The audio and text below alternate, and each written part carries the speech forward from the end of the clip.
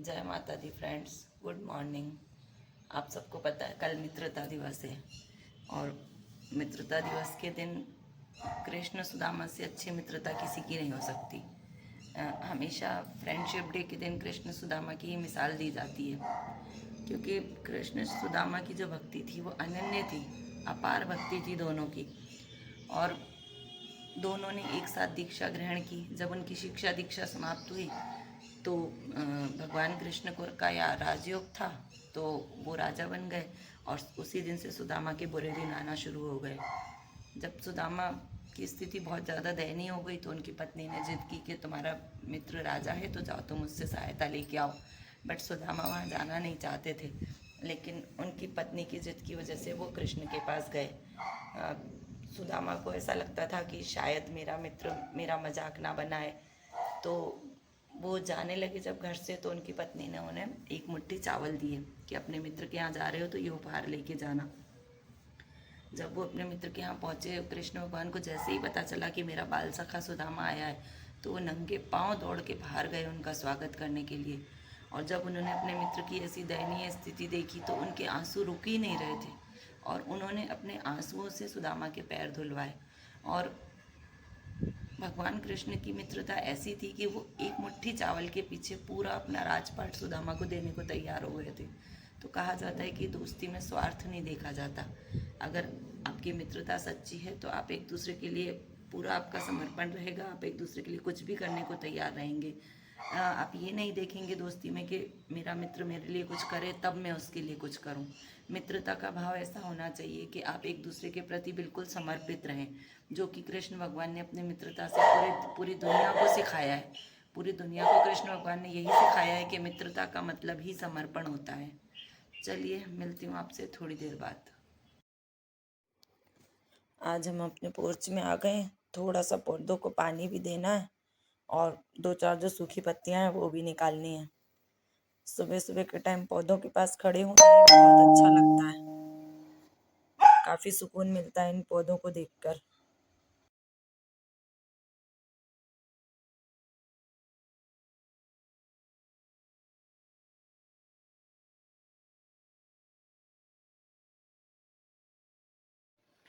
जय माता दी friends, good morning. आज थोड़ी सी पौधों में पानी देने के साथ साथ मेरा पोर्च भी क्लीन हो गया। पोर्च की भी धुलाई साथ में ही हो जाती है। चलिए अब ऊपर चलते हैं वॉक के लिए। एक दिन वो भोली भंडारी बन के सुंदर नारी बिरज में आ गए हैं, बिरज में आ गए हैं।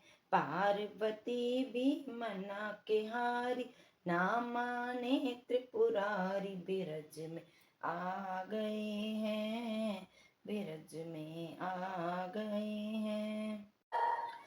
आज हमारे यहाँ बन रही है गुरुद्वारे वाली दाल मस्तर साबुत, जो कि पंजाबी लोग बड़े शौक से खाते हैं। इसमें मैंने नमक हल्दी डाली है और मैं इसमें थोड़ा सा तेल डाल रही हूँ बॉईल होते टाइम। और फिर उसके बाद मैंने लहसुन अदरक और टमाटर इनको पीस के इसका मैं तड़का लगाऊंगी। चलिए, अब वक्त हो गया है अपने मन की बात करने का। आज अपने मन की बात में हम जिक्र करेंगे वृंदावन में मानसरोवर की, जो कि कहा जाता है कि राधा रानी के आंसुओं से बना है। मान का अर्थ होता है क्रोध। तो एक समय जब वृंदावन में महारास हुआ था, राधा रानी और कृष्ण कन्हैया महारास कर रहे थे, तो भोले बाबा का बड़ा मन था कि उन्हें भी रास में जाना है। तो उन्होंने पार्वती जी से जिद की। माता पार्वती ने बोला कि नहीं, आप महारास में नहीं जा सकते, क्योंकि वहाँ पर सिर्फ कृष्ण कन्हैया ही होगा, बाकी सब गोपियां हैं पुरुषों में, और कोई पुरुष नहीं होगा। बट भगवान भोलेनाथ की तो बड़ी इच्छा थी, उन्हें तो जाना था महारास में। वो जिद करके पार्वती जी को लेके गए महारास में। तो अब जैसे ही वो लोग वृंदावन में पहुंचे, वहाँ पे महारास जहाँ पे चल रहा था, वहाँ पे बाहर ही गोपियां जो थी, ललिता विशाखा राधा जी की जो सहेलियां थी, उन्होंने पार्वती जी को तो अंदर जाने दिया, बट भोलेनाथ को उन्होंने बाहर ही रोक लिया। उन्होंने बोला कि यहाँ पर कृष्ण के अलावा कोई पुरुष नहीं है रास में, बाकी सभी गोपियां हैं, तो आप नहीं जा सकते। बट भगवान भोलेनाथ ने उनसे बहुत आग्रह किया, विनम्र प्रार्थना की कि मुझे कोई ऐसा उपाय बताएं जिससे कि मैं कृष्ण का महाराज देख सकूं, क्योंकि मेरी बड़ी इच्छा है महाराज देखने की। तो ललिता और विशाखा ने भोलेनाथ से बोला कि आप एक काम कीजिए, यमुना मैया के पास जाइए, वही आपको रास्ता बताएंगी। तो भगवान भोलेनाथ सीधे यमुना मैया के पास गए और यमुना मैया में डुबकी लगा दी, और डुबकी लगा के यमुना मैया से आग्रह किया कि आप मुझे रास्ता बताएं। तो जैसे ही वो यमुना मैया में उन्होंने डुबकी लगाई, वो बाहर निकले यमुना मैया में से, तो यमुना मैया ने उन्हें बहुत सुंदर गोपी का रूप दे दिया। अब भगवान गोपी के रूप में आ गए और वो बड़े खुश होके हर्षोल्लास के साथ राधा कृष्ण के रास में चले गए। अब वो अंदर आ गए, बाकी तो किसी को नहीं पता कि वो भगवान भोलेनाथ है। वहां पर ऐसा था कि जितनी गोपियां थी उतने ही कृष्ण थे, कृष्ण के रूप थे, और सारे कृष्ण सभी गोपियों के साथ रास कर रहे थे। और जो स्वयं कान्हा जी थे वो राधा रानी के साथ रास कर रहे थे।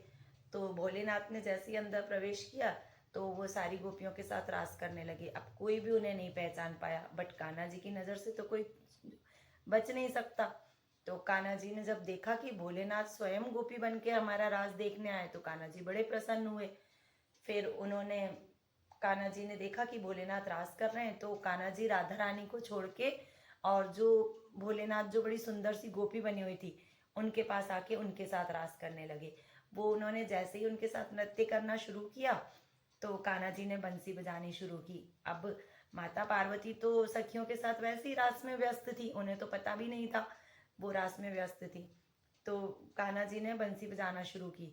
उन्होंने बंसी बजाई तो धीरे धीरे भोलेनाथ जो गोपी के स्वरूप में थे वो कान्हा जी की बंसी में इतने खो गए कि उन्होंने अपनी सारी सुध बुध खो दी, और वो गोपियों वाला नृत्य करते करते अपने असली रूप में आ गए और तांडव करने लगे। उनका वो तांडव वाला स्वरूप आ गया और उनके सिर से साड़ी भी उतर गई। तो भोलेनाथ के सिर से जैसे ही साड़ी उतरी तो कान्हा जी को उन्हें बोलना था योगेश्वर, तो उनके मुंह से निकल गया प्यारे गोपीश्वर। अब जैसे ही राधा रानी ने सुना उनके मुंह से उनकी तारीफ की, तुम तो बड़ा अच्छा नृत्य कर रही हो, बड़ा अच्छा रास कर रही हो, तो राधा रानी उनसे गुस्सा हो गई। और राधा रानी उनसे गुस्सा होके और इधर वृंदावन के आगे मानसरोवर जहाँ जो अभी मंदिर बना है जंगल में, उस जगह पे आके बैठ गई और बहुत जोर जोर से रोने लगी। तो कहा जाता है कि राधा रानी के जो आंसू बह रहे थे, उन आंसुओं से उस समय जमीन में एक काफी सारा पानी इकट्ठा हो गया था, तो वो सरोवर बन गया था। अब भगवान कृष्ण को समझ में आया कि राधा रानी गुस्सा होकर रूठ के चली गई हैं, तो भगवान कृष्ण भी उनके पीछे पीछे राधा रानी को मनाने वहीं आए जहाँ आज मानसरोवर बना हुआ है। तो भगवान कृष्ण ने राधा रानी को मनाया। मान का मतलब होता है क्रोध, राधा रानी क्रोध में थी और सरोवर जो उनके आंसुओं से बना था, तो यहीं पे आके भगवान कृष्ण ने राधा रानी के सामने बैठ के उन्हें मनाया था। तो तभी से ये मानसरोवर बन गया। कहा जाता है कि राधा रानी जब भी रूठती थी, गुस्सा हो जाती थी, तो वहीं आके बैठती थी, तो कृष्ण भगवान उन्हें आके मनाते थे। तो तभी से ये मानसरोवर बना हुआ है। और कहा जाता है कि बहुत सुंदर जगह है।